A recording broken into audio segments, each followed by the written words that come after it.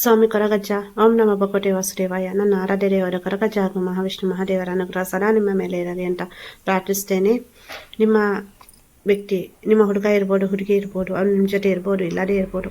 ಆ ವ್ಯಕ್ತಿಯ ಮನಸ್ಸಿನಲ್ಲಿ ಏನುಂಟು, ಅವ್ರು ನಿಮ್ಮ ಲೈಫಲ್ಲಿ ಏನು ಬರಬೇಕು ಅಂತ ಅಂದ್ಕೊಳ್ತಾ ಇದ್ದಾರೆ, ಏನಾಗ್ಬೋದು ಕರೆಂಟ್ ಸಿಚುವೇಶನಲ್ಲಿ, ಅಥವಾ ಅವರು ಇದ್ರೂ ಏನಾದರೂ ಕಮಿಟ್ಮೆಂಟ್ ಕೊಡ್ತಾರಾ, ಏನಾದರೂ ಬದಲಾವಣೆ ಬರ್ಬೋದು ಅನ್ನೋದು ಪ್ರಾರ್ಥನೆ ಮಾಡಿ ಅವರ ಹೆಸರನ್ನು 3 ಸಲ ಹೇಳಿಬಿಟ್ಟು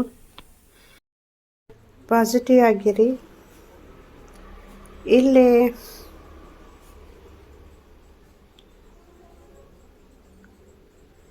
ಕೆಲವರಲ್ಲಿ ಸ್ವಲ್ಪ ನಿಮ್ಮ ರಿಲೇಷನ್ಶಿಪ್ಪಲ್ಲಿ ಅಪ್ ಆ್ಯಂಡ್ ಡೌನ್ಸ್ ಆಗ್ತಾ ಇರ್ಬೋದು, ಅಥವಾ ಈ ಪ್ರೀತಿಯನ್ನು ಉಳಿಸ್ಕೊಳ್ಳಿಕ್ಕೆ ಒಂದು ರಿಸ್ಕ್ ಅನ್ನೋದು ತಗೊಳ್ಬೇಕಾಗುತ್ತೆ. ಎಲ್ಲೋ ಒಂದು ಕಡೆ ಇದು ಕರೆಂಟ್ ಸಿಚುವೇಶನಲ್ಲಿ ನಿಮ್ಮ ಜೀವನದಲ್ಲಿ ಒಮ್ಮೆ ಇದ್ದ ಖುಷಿ ಸಂತೋಷ ಇನ್ನೊಮ್ಮೆ ಇರಲ್ಲ, ಅಥವಾ ಜೀವನದಲ್ಲಿ ಪದೇ ಪದೇ ಸೋಲಾಗ್ತಾ ಇರ್ಬೋದು, ಅಥವಾ ಕೆಲವೊಂದು ಅನ್ಎಕ್ಸ್ಪೆಕ್ಟೆಡ್ ಆಗಿ ನಿಮಗೆ ಘಟನೆಗಳು ಆಗ್ತಾ ಇರ್ಬೋದು. ಲೈಫಲ್ಲಿ ಮನಸ್ಥಿತಿ ಒಮ್ಮೆ ಇದ್ದ ಥರ ಇನ್ನೊಮ್ಮೆ ಇರಲ್ಲ. ನೆಗೆಟಿವ್ ಎನರ್ಜಿ ಅನ್ನೋದು ಬರುತ್ತೆ, ಅಥವಾ ನೆಗೆಟಿವ್ ಆಗಿ ಆಲೋಚನೆ ಮಾಡ್ತಾ ಇದ್ದೀರಾ, ಹೌದಾ ಅಲ್ವಾ ಹೇಳಿ. ಹಾಗೆಯೇ ನಿಮ್ಮ ವ್ಯಕ್ತಿ ಕೂಡ ಇಲ್ಲಿ ಒಂದು ಕ್ಷಣ ಇದ್ದ ಥರ ಇನ್ನೊಮ್ಮೆ ಇರಲ್ಲ. ಒಮ್ಮೆ ತುಂಬ ಪ್ರೀತಿಯಿಂದ ಮಾತನಾಡ್ತಾರೆ, ಇನ್ನೊಮ್ಮೆ ನೀನು ಬೇಡ ನನಗೆ, ಅಥವಾ ನಿಮ್ಮ ಜೊತೆ ಜಗಳ ಮಾಡ್ತಾ ಇರ್ಬೋದು. ಸುಮ್ಮನೆ ಜಗಳ, ನೀವು ಖುಷಿಯಾಗಿ ಮಾತನಾಡಿದ್ರು ಫಸ್ಟ್ ಸರಿ ಮಾತನಾಡ್ತಾರೆ, ಚೆನ್ನಾಗಿರ್ತಾರೆ, ಏನೋ ಸಡನ್ನಾಗಿ ಇವಾಗ ನಿಮಗೆ ಮೀಟ್ ಆಗ್ತಾರೆ, ನಿಮ್ಮ ಜೊತೆ ಮಾತನಾಡ್ತಾರೆ, ಮರು ಸೆಕೆಂಡ್ ಏನೋ ಒಂದು ವಿಷಯ ಮನಸ್ತಾಪಗಳು ನಿಮಗೇನೆ ಅರ್ಥ ಆಗ್ತಾ ಇಲ್ಲ, ಇವರು ಯಾಕೆ ಹೀಗೆ. ಅದು ನಿಮ್ಮ ಹುಡುಗ ಇರ್ಬೋದು, ಹುಡುಗಿ ಇರ್ಬೋದು. ಮತ್ತು ಇಲ್ಲಿ ತುಂಬ ಟೆನ್ಷನ್ ಕೂಡ ಮಾಡ್ಕೊಳ್ತಾ ಇದ್ದೀರಾ, ಯಾವುದು ಕೂಡ ಸರಿ ಹೋಗ್ತಾ ಇಲ್ಲ, ಅಥವಾ ಜೀವನದಲ್ಲಿ ನಾನು ಇಷ್ಟಪಟ್ಟಂಥ ನಮ್ಮ ವ್ಯಕ್ತಿಯನ್ನು ಕಳ್ಕೊಳ್ತೇನೋ ಅನ್ನುವ ಭಯ ಕೂಡ ನಿಮಗೆ ಕಾಡ್ತಾ ಉಂಟು. ಅದು ಅಲ್ಲದೆ ಈ ಸಿಚುವೇಶನ್ಗಳು ಪದೇ ಪದೇ ನಿಮಗೆ ನೋವು ಕೊಡ್ತಾ ಉಂಟು, ಅಥವಾ ಒಂದು ಸಿಚುವೇಶನ್ ನಿಮ್ಮನ್ನು ಒಂಟಿ ಮಾಡ್ತಾ ಇರ್ಬೋದು. ಎಲ್ಲ ಇದ್ದು ಏನೂ ಇಲ್ಲದ ಹಾಗೆ, ಅಥವಾ ಎಲ್ಲರೂ ಇದ್ದು ಯಾರೂ ಇಲ್ಲದ ಹಾಗೆ. ನಿಮ್ಮ ಭಾವನೆಗಳನ್ನು ಶೇರ್ ಮಾಡಲಿಕ್ಕೆ ಒಬ್ಬರು ವ್ಯಕ್ತಿ ಇದ್ದರು, ಬಟ್ ಇವಾಗ ಅವರಿಗೂ ಆಗ್ತಾ ಇಲ್ಲ ಅಂತ ನೀವು ಅಂದ್ಕೊಳ್ತಾ ಇರ್ಬೋದು, ಹೌದಾ ಅಲ್ವಾ ಹೇಳಿ. ಕರೆಂಟ್ ಸಿಚುವೇಶನ್ ನೋಡೋದಾದರೆ ಕೆಲವೊಮ್ಮೆ ಜೀವನ ಸರಿ ಹೋಗುತ್ತೆ ಅಂತ ಅನಿಸುತ್ತೆ, ಮತ್ತು ಕೆಲವೊಂದು ಸಲ ಯಾಕೆ ಇಷ್ಟು ಸ್ಲೋ ಆಗ್ತಾ ಉಂಟು, ಅಥವಾ ಏನಕ್ಕೆ ಇಷ್ಟು ಪೇನ್ಫುಲ್ ಆಗಿರೋಂಥ ಸಿಚುವೇಶನು. ಕೆಲವರಿಗೆ ಇಲ್ಲೇ ಹೆಲ್ತ್ ಕೂಡ ಪದೇ ಪದೇ ಕೈ ಕೊಡ್ತಾ ಉಂಟು, ಅಥವಾ ಮನಸ್ಥಿತಿಗಳು ಚೇಂಜ್ ಆಗ್ತಾ ಉಂಟು. ಸೊ ಅತಿಯಾದ ಕೋಪ ಬರ್ತಾ ಇರ್ಬೋದು, ಸಿಟ್ಟಾಗ್ತಾ ಇರ್ಬೋದು, ಅಥವಾ ಕೆಲವೊಂದು ಸಲ ನಿಮಗೆ ಒಂದು ಮನಸ್ಸಿಗೆ ಗೊಂದಲ ಉಂಟು ಮಾಡುವಂತಹ ಪರಿಸ್ಥಿತಿಗಳು ಅಥವಾ ಒಂದು ಸಂದರ್ಭ ಕ್ರಿಯೇಟ್ ಆಗ್ತಾ ಇರ್ಬೋದು. ಅಥವಾ ಇದು ಇವಾಗ ನೋಡೋದಾದರೆ ಅಷ್ಟು ಏನು ಕರೆಕ್ಟಾಗಿಲ್ಲ ಈ ಸಮಯ. ಸೊ ಏನೇನೋ ನಡೀತಾ ಉಂಟು, ಮನಸ್ಥಿತಿಯಲ್ಲಿ ಕೂಡ ಹಾಗೆಯೇ, ಹೊರಗೆ ಕೂಡ ಹಾಗೆಯೇ. ಯಾರನ್ನು ಅರ್ಥ ಮಾಡ್ಕೊಳ್ಬೇಕು, ಯಾರನ್ನು ನಂಬಬೇಕು, ಯಾರು ನಮ್ಮವರು ಅನ್ನೋದೇ ಇವಾಗ ಡೌಟ್ ಆಗಿದೆ ನಿಮಗೆ, ಹೌದಾ ಅಲ್ವಾ ಹೇಳಿ. ಪ್ರಾಣಕ್ಕಿಂತ ಜಾಸ್ತಿ ಇಷ್ಟಪಟ್ಟಂಥ ನಿಮ್ಮ ವ್ಯಕ್ತಿ ಪದೇ ಪದೇ ಚೇಂಜ್ ಆಗ್ತಾ ಇರ್ತಾರೆ, ಬದಲಾವಣೆ ಆಗ್ತಾ ಇರ್ತಾರೆ. ಒಮ್ಮೆ ಇದ್ದ ಥರ ಇನ್ನೊಮ್ಮೆ ಇರಲ್ಲ. ಮನೆಯಲ್ಲಿ ಇಲ್ಲ, ಯಾರಿಗೂ ನೀವು ಅರ್ಥ ಆಗ್ತಾ ಇಲ್ಲ. ಎಲ್ಲರನ್ನೂ ನೀವು ಅರ್ಥ ಮಾಡ್ಕೊಳ್ತೀರಾ, ಐ ಅಗ್ರಿ, ಬಟ್ ನಿಮ್ಮನ್ನು ಯಾರು ಅರ್ಥ ಮಾಡ್ಕೊಳ್ತಾ ಇದ್ದಾರೆ ಇಲ್ಲ. ತುಂಬ ಜೀವನದಲ್ಲಿ ಹಾಗಿರಬೇಕು ಹೀಗಿರಬೇಕು ಅಂತ ಕನಸ್ಕೊಂಡವರು, ಆದರೆ ಏನಾಗ್ತಾ ಉಂಟು, ಯಾವುದ್ರ ಮೇಲೆ ಕೂಡ ಫೋಕಸ್ ಮಾಡಲಿಕ್ಕೆ ಆಗ್ತಾ ಇಲ್ಲ.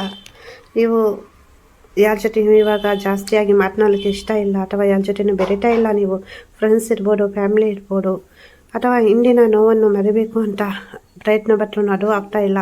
ಲೈಫಲ್ಲಿ ಫಾರ್ವರ್ಡ್ ಆಗಬೇಕು, ಏನಾದರೂ ಮಾಡಬೇಕು ಅನ್ನೋ ಕೆಪಾಸಿಟಿ ಇದ್ರೂ ಅದು ಕೂಡ ಆಗ್ತಾ ಇಲ್ಲ.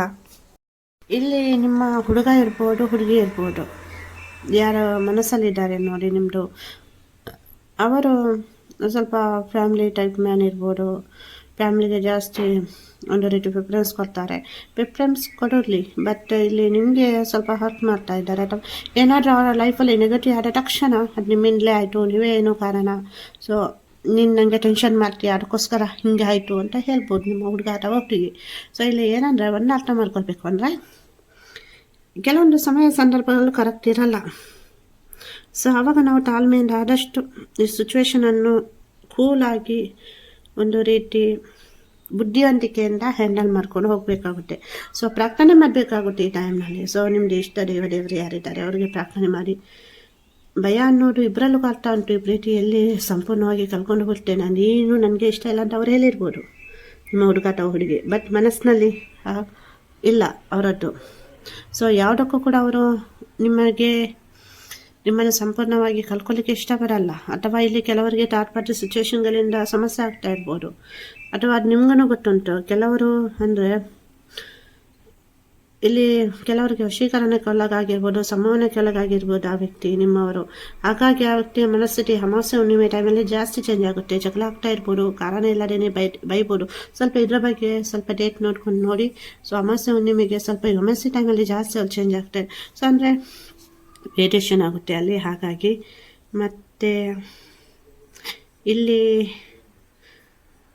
ಇಲ್ಲಿ ಥರ್ಡ್ ಪಾರ್ಟಿ ಇದ್ದವ್ರನ್ನ ಥರ್ಡ್ ಪಾರ್ಟಿ ಸ್ವಲ್ಪ ಸ್ಟ್ರಾಂಗ್ ಆಗಿ ನಿಮಗೆ ಮತ್ತು ಅವರಿಗೆ ಜಗಳ ಆಗುವ ಥರ ಮಾಡ್ತಾರೆ, ಅಥವಾ ನಿಮ್ಮ ಇಬ್ಬರನ್ನು ಸೇರಲಿಕ್ಕೆ ಬಿಡಲ್ಲ. ನೀವಿಬ್ಬರು ನೆಕ್ಸ್ಟ್ ಸ್ಟೆಪ್ಗೆ ಹೋಗಿ ಎಂಗೇಜ್ಮೆಂಟ್ ಮ್ಯಾರೇಜ್ ಆಗ್ಲಿಕ್ಕೂ ಇಲ್ಲಿ ಸ್ವಲ್ಪ ಪ್ರಾಬ್ಲಮ್ ಮಾಡ್ತಾ ಇದ್ದಾರೆ.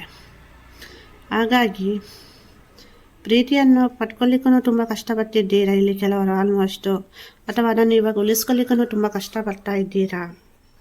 ನಾನು ಏನು ಹೇಳ್ತಾ ಇದ್ದೇನೆ ಅಂದರೆ, ಒಂದು ಸಂಕಲ್ಪವನ್ನು ಮಾಡ್ಕೊಳ್ಳಿ, ಒಂದು ನಿಮ್ಮದು ಇಷ್ಟ ದೇವರು ಮನೆ ದೇವರನ್ನು ಪ್ರಾರ್ಥನೆಯನ್ನು ಮಾಡ್ಕೊಳ್ಳಿ. ಖಂಡಿತವಾಗಿ ಇಲ್ಲಿ ಒಂದು ಬದಲಾವಣೆ ಏನು ನಿಮಗೆ ನೆಗೆಟಿವ್ ಆಗ್ತಾ ಉಂಟು, ಆಗಬೇಕು. ಸೊ ಎಲ್ಲನೂ ಒಂದು ಸರಿ ಹೋಗುತ್ತೆ. ಹಾಗಾಗಿ ಇಲ್ಲಿ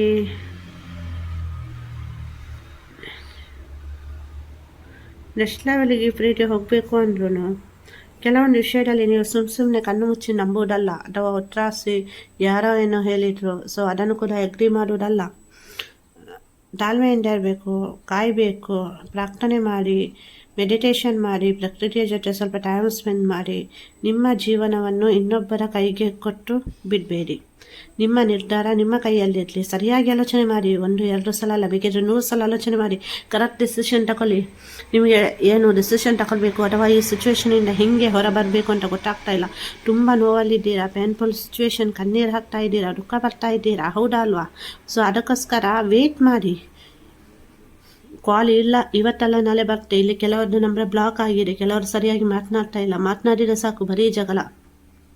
ಸೊ ಅದಕ್ಕೋಸ್ಕರ ಏನು ಹೇಳ್ತಾ ಇದ್ದೇನೆ, ಇದು ಮ್ಯಾರೇಜ್ ಆದವ್ರಿಗೆ ಕೂಡ ಹೇಳ್ತಾ ಇದ್ದೇನೆ. ಸೊ ಆದಷ್ಟು ತಾಳ್ಮೆಯಿಂದ ಇರಿ, ಸುಮ್ಮನೆ ಏನೇನೋ ರಿಸ್ಕ್ ತಗೊಳ್ಳಿಕ್ಕೆ ಹೋಗೋದು ಬೇಡ. ಹಾಗಾಗಿ ನಂಬಿಕೆ ಇರಲಿ, ನಿಮ್ಮ ಮೇಲೆ ನಂಬಿಕೆ ಇರಲಿ, ಕರೆಕ್ಟ್ ಆಲೋಚನೆ ಮಾಡಿ. ನಿಮಗೆ ಡಿಸಿಷನ್ ತಗೊಳ್ಳಿಕ್ಕೆ ಆಗಿಲ್ಲ ಅಂದರೆ ಡಿವೈನ್ ಏಂಜಲ್ಸ್ ಜೊತೆ ಪ್ರಾರ್ಥನೆ ಮಾಡಿ, ಇಷ್ಟ ದೇವರನ್ನು ಪ್ರಾರ್ಥನೆ ಮಾಡಿ, ಅವರು ನಿಮಗೆ ಗೈಡ್ ಮಾಡ್ತಾರೆ. ನೋಡಿ, ನಿಮ್ಮದು ಪ್ರೀತಿಯಲ್ಲಿ ಪದೇ ಸಮಸ್ಯೆ ಆಗ್ತಾ ಉಂಟು, ಅಥವಾ ಮ್ಯಾರೇಜ್ ಆದವರ ಮಿಡ್ಲಲ್ಲಿ ಕೂಡ ರಿಲೇಷನ್ಶಿಪ್ಪಲ್ಲಿ ಸಮಸ್ಯೆ ಆಗ್ತಾ ಉಂಟು ಅಂದರೆ ಇದು ರೋಸ್ ಕ್ರಾಸ್ ಅನ್ನೋ ಒಂದು ಬ್ರಾಸ್ಲೈಟ್ ಸಿಗುತ್ತೆ. ಸೊ ಇದು ಬಂದುಬಿಟ್ಟು ಕ್ರಿಸ್ಟಲ್, ಜಮ್ ಸ್ಟೋನ್ ಅಲ್ಲ. ಸೊ ಹಾಗಾಗಿ ಯಾರು ಬೇಕಿದ್ರು ಧರಿಸ್ಬೋದು, ಹೆಣ್ಮಕ್ಳು ಇರ್ಬೋದು, ಗಂಡು ಮಕ್ಳು ಇರ್ಬೋದು, ತಮ್ಮ ಎಡಗೈಗೆ ಧರಿಸ್ಬೇಕಾಗುತ್ತೆ. ಇದು ಈ ರೋಸ್ ಕ್ರಾಸ್ ಅನ್ನೋ ಬ್ರಾಸ್ಲೈಟು ಪ್ರೀತಿಯನ್ನು ಆಕರ್ಷಣೆ ಮಾಡಲಿಕ್ಕೆ. ಸೊ ನಿಮ್ಮ ಹುಡುಗ ಅಥವಾ ಹುಡುಗಿ, ನಿಮ್ಮ ಹಸ್ಬೆಂಡ್ ಅಥವಾ ವೈಫಿಗೆ ನಿಮ್ಮನ್ನು ನೋಡಿದ್ರೆ ಆಗಲ್ಲ, ಪ್ರೀತಿ ಕಡಿಮೆ ಆಗಿದೆ, ಇವಾಗ ನಿಮ್ಮ ಕಡೆ ಅಟ್ರಾಕ್ಷನ್ ಇಲ್ಲ, ಅವರು ಚೇಂಜ್ ಆಗಿದ್ದಾರೆ, ಥರ್ಡ್ ಪಾರ್ಟಿ ಸಿಚುವೇಶನ್ ಉಂಟು, ಯಾರೋ ಏನೋ ಮಾಡಿದ್ದಾರೆ, ಅವರಿಗೆ ನಿಮ್ಮನ್ನು ನೋಡಿದಾಗಲ್ಲ, ಸುಮ್ಮನೆ ಜಗಳ ಮಾಡ್ತಾರೆ, ಸಿಟ್ಟು ಮಾಡ್ಕೊಳ್ತಾರೆ, ಮ್ಯಾರೇಜಿಗೆ ಒಪ್ತಾ ಇಲ್ಲ. ಸೊ ಎಂಥದ್ದೇ ಒಂದು ಸಮಸ್ಯೆ ಇದ್ರೂ ಇದೊಂದು ರೋಸ್ ಕ್ರಾಸ್ ಅನ್ನೋ ಬ್ರಾಸ್ಲೈಟನ್ನು ಹೆಣ್ಮಕ್ಳು ಇರ್ಬೋದು, ಗಂಡು ಮಕ್ಳು ಇರ್ಬೋದು, ತಮ್ಮ ಎಡಗೈಗೆ ಅಂದರೆ ಲೆಫ್ಟ್ ಹ್ಯಾಂಡ್ಗೆ ಧರಿಸಬೇಕಾಗುತ್ತೆ. ನೈಟ್ ಮಲಗುವಾಗ ತೆಗೆದಿಟ್ಟು ಬಿಟ್ಟು ಮಲಗಿ. ಇದು ತುಂಬ ಒಳ್ಳೆಯ ಒಂದು ರಿಸಲ್ಟ್ ಕೊಡುತ್ತೆ, ನಿಮಗೆ ಗೊತ್ತಾಗುತ್ತೆ. ಸೊ ಒಂದು ಬೇಗನೆ ರಿಸಲ್ಟ್ ಕೊಡುತ್ತೆ. ಕೆಲವರಿಗೆ ಸ್ವಲ್ಪ ಅಡೆತಡೆಗಳಿರುವಾಗ 3 ತಿಂಗಳು ತಗೊಳ್ಳುತ್ತೆ. ಮತ್ತು ಏನಾದರೂ ಸ್ವಲ್ಪ ನಿಮ್ಗೆ ಏನಾದರೂ ಸಮಸ್ಯೆ ಆಗುತ್ತೆ, ಏನೋ ಒಂದು ನೆಗೆಟಿವ್ ಎನರ್ಜಿ ಉಂಟು ಬರ್ತಾ ಉಂಟು ಅಂದರೆ ಅದು ಕ್ರಿಸ್ಟಲ್ ಒದ್ದೋಗುತ್ತೆ, ಅದು ನಿಮಗೆ ಸೈನ್, ಗೊತ್ತಾಯ್ತಾ? ನಿಮಗೆ ಏನು ಪ್ರಾಬ್ಲಮ್ ಆಗಲ್ಲ. ಸೊ ಆವಾಗ ನೀವು ಕ್ರಿಸ್ಟಲನ್ನು ಬೇರೆ ಪರ್ಚೇಸ್ ಮಾಡಿ ಹಾಕೊಳ್ಳಿ. ಸೊ ಅಂದರೆ ಅದನ್ನು ನೀರಿಗೆ ಹಾಕಬೇಕಾಗುತ್ತೆ. ಏನಂದರೆ ಇದು ನಿಮಗೆ ತುಂಬ ಎಲ್ಲ ಕಡೆಯಿಂದ ಇದು ನಿಮಗೆ ಪ್ರೊಟೆಕ್ಟ್ ಮಾಡುತ್ತೆ ನಿಮ್ಮ ಪ್ರೀತಿಯ ವಿಷಯದಲ್ಲಿ. ಜಾಯಿನ್ ಬಟನ್ ಜಾಯ್ನ್ ಆಗ್ತಿದ್ರೆ ಜಾಯ್ನ್ ಆಗ್ಬೋದು. ಪರ್ಸನಲ್ ರೀಡಿಂಗ್ ಮಾಡಿಬಿಟ್ಟು ಗೈಡ್ಲೈನ್ಸ್ ಕೊಡ್ತೇನೆ. ಸಬ್ಸ್ಕ್ರೈಬರ್ ಪಕ್ಕದಲ್ಲಿ ಜಾಯಿನ್ ಬಟನ್ ಉಂಟು. ಹಾಗೆಯೇ ಹಣಕಾಸಿಗೆ ಸಂಬಂಧಿಸಿದ್ದು ಬಿಸ್ನೆಸ್ ರಿಲೇಟೆಡ್ ಕೋರ್ಟಿನಲ್ಲಿರುವಂಥ ಕೇಸ್ ಯಾವುದೇ ಸಮಸ್ಯೆ ಇದ್ರೂ ಹೇಳ್ಕೊಳ್ಬಹುದು. ನೀವೇನು ಶೇರ್ ಮಾಡ್ತೀರಾ ಅದು ಹೈಡ್ ಆಗಿರುತ್ತೆ. ನನ್ನ ಆರಾಧ್ಯ ದೇವರ ಕೊರಗಜ್ಜ ಹಾಗೂ ಮಹಾವಿಷ್ಣು ಮಹಾದೇವರ ಅನುಗ್ರಹ ಸದಾ ನಿಮ್ಮ ಮೇಲೆ ಇರಲಿ ಅಂತ ಪ್ರಾರ್ಥಿಸ್ತೇನೆ. ಯಾರಿಗೆಲ್ಲ ಪರ್ಸನಲ್ ಪ್ರಾರ್ಥನೆ ಬೇಕು ಕಮೆಂಟಲ್ಲಿ ಹೇಳಿ. ಎಲ್ಲರಿಗೂ ಒಳ್ಳೆಯದಾಗಲಿ. ವಿಡಿಯೋ ಇಷ್ಟ ಆದರೆ ಲೈಕ್ ಮಾಡಿ, ಶೇರ್ ಮಾಡಿ, ಹಾಗೆ ಸಬ್ಸ್ಕ್ರೈಬ್ ಮಾಡಿಲ್ಲ ನಾನು ಸಬ್ಸ್ಕ್ರೈಬ್ ಮಾಡಿ. ಎಲ್ಲರಿಗೂ ಒಳ್ಳೆಯದಾಗಲಿ.